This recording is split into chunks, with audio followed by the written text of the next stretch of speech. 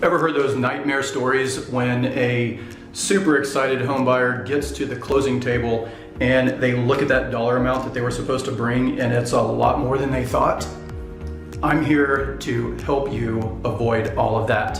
I'm going to equip you with the information you need so that you can walk into closing and feel confident.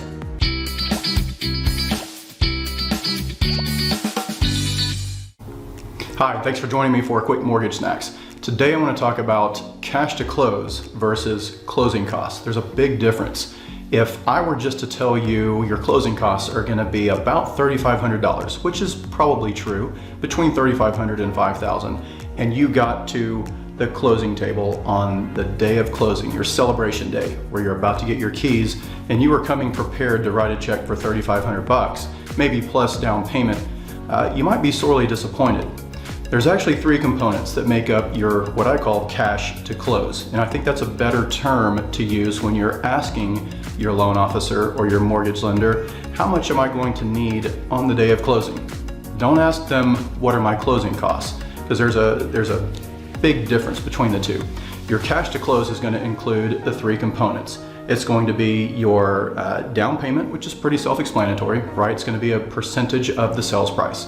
Second piece of that is going to be your closing costs, between $3,500 and $5,000, depending on what part of the country you're in, how much home you're buying, your loan structure, loan type. There's a number of things that kind of factor into that, but a good rule of thumb, a good number to use for budgeting purposes is probably $3,500 to $5,000, somewhere right around there. All right, so that's component number two. Component number three is what we call in the mortgage world prepaids and reserves. And that's just fancy mortgage speak for property taxes and homeowners insurance. You're gonna pay 1 full year of homeowners insurance up front. That is going to be prepaid directly to your insurance agent.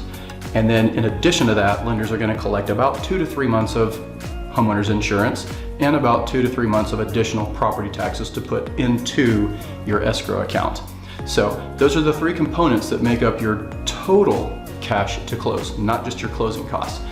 So hopefully next time when you're buying your home and you're talking to your mortgage lender, you'll be prepared, you'll be equipped with the right information so that you can make an informed decision. Thanks for joining us.